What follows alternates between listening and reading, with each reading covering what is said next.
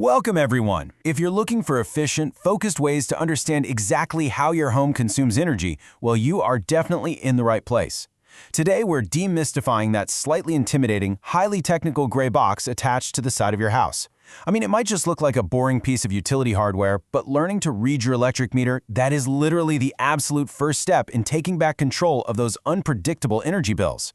We're going to break it all down simply and visually. So pose this question to yourself. Have you ever actually looked closely at the spinning dials or the flashing digital numbers and wondered how they translate directly to the amount you pay every single month? Because there is a direct connection. By the simple act of learning to read your meter, you are connecting your everyday habits straight to your financial savings and your environmental footprint. It is, for sure, empowering knowledge. Okay, let's dive into this map for today's explainer. 1. Why read your meter? 2. Identifying meter types. 3. Reading analog and digital. 4. Navigating smart meters. 5. Tracking usage and math. And 6. Tips and troubleshooting. Section 1. Why read your meter? The key to your energy footprint. Taking back control of your energy data really starts with understanding the language your meter speaks. You see, every single meter we're talking about today tracks one foundational metric, the kilowatt hour, or kWh. This is the standard unit on all utility bills. Think of it kind of like the energy consumed by a 1,000-watt appliance running continuously for 1 full hour. Because this reflects your actual electricity usage over time, it's the exact math your utility company uses to calculate those monthly charges. Section 2. Identifying your meter type. Finding your hardware. So, metering technology has actually evolved through 3 distinct eras. First, we had the electromechanical induction meters, the classic analog ones with the physical spinning dials and that rotating aluminum disc. Then, those were eventually replaced by digital solid-state meters, which basically swapped out mechanical gears for integrated circuits and LCD screens. And today, the standard is rapidly becoming the smart meter, which integrates digital measurement with two-way communication, allowing for remote data collection. The challenge for us as consumers, and really the main reason we're covering all of them today, is that all 3 of these generations often coexist in the exact same neighborhood. Section 3. Reading analog and digital. A step-by-step guide. Now, what's really interesting about this step-by-step process is how we break down those older analog meters. Because honestly, they can seem pretty tricky thanks to the mechanical gear trains inside. But here is the secret. Those adjacent dials, they rotate in opposite directions purely out of mechanical necessity, just as the gears intermesh. So to read it perfectly every time, just memorize these 3 simple steps. First, always read the dials from right to left. Second, note the alternating directions. One dial moves clockwise, the next one goes counterclockwise. And third, always round down and record the number the pointer has most recently passed. So if it's between 7 and 8, you record 7. The only exception here is if it's between 9 and 0. In that case, the lower number is actually 9, because it simply hasn't reached 0 to start a new cycle yet. Let's contrast that with the digital LCD meters. If you happen to have one of these, your job is way easier. Unlike the right-to-left analog reading, digital meters are read from left to right, literally exactly like reading a book. You just jot down the numbers on the screen. Just be sure to include any leading zeros, and go ahead and ignore any decimal points or numbers in a red-framed box if your meter has one of those.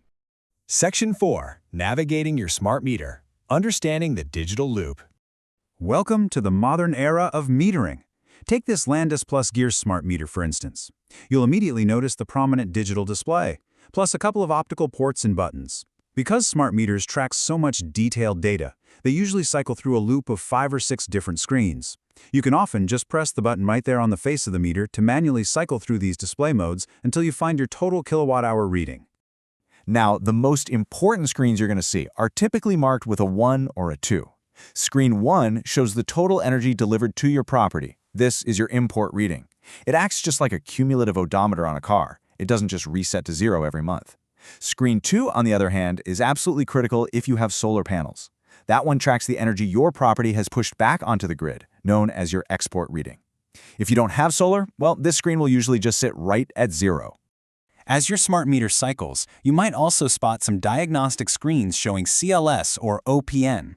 Don't panic and let these confuse you. CLS simply means the internal switch is closed and power is actively flowing right into your home. If your account is in good standing, you should always see CLS. OPN, as you might guess, means the switch is open and no power is currently being delivered. For those of you who utilize a prepaid smart meter system, your navigation's going to be a bit different. You can actively use the buttons on your meter to cycle through a menu to view your active balance, which will naturally show positive for credit and negative for debt. You can also check your emergency balance to see what you've used. And critically, you can use the interface to manually enter a top-up code, which is often called a UTRN, to quickly restore or add credit to your account and keep that power flowing.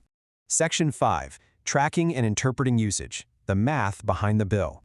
So, the crucial point is, how do we actually interpret this data? Well, you have to remember that your meter reading is cumulative. To figure out what you used in one specific month, you just need to do a little bit of subtraction.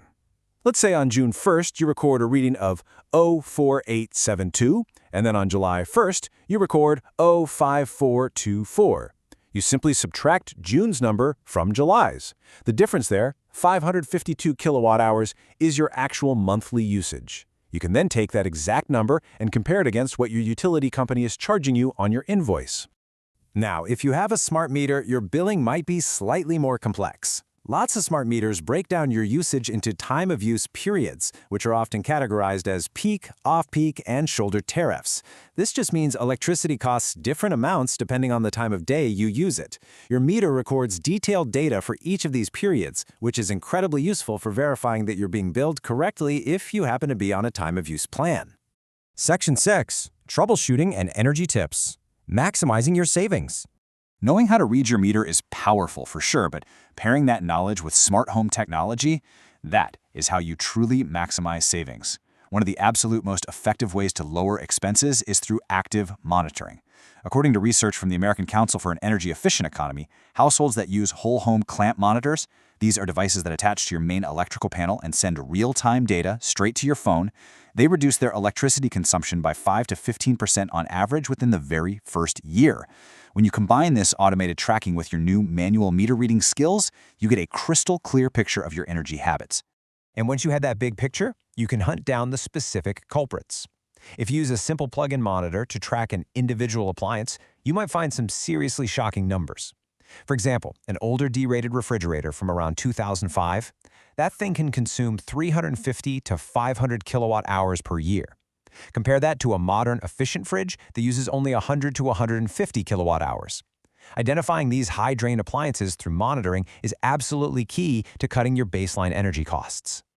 All right, let's lock in our key takeaways. To track your patterns accurately, try to read your meter at the exact same time every day. Use your readings to identify those sneaky vampire appliances that are draining power even when they're not in use. And a very important disclaimer here, because meter sequences, specific screen codes, and hardware vary widely by region and by provider, you should always consult your local electric utility for specific concerns, and please report any damaged meters to them immediately. We've covered the hardware, the math, and the strategies. The power is literally in your hands now. So, my final question for you is this. What hidden energy vampires will you discover when you walk outside and read your meter today? Get out there, take a look, and take charge of your energy footprint. Thanks for learning with us on this explainer, and we will catch you next time.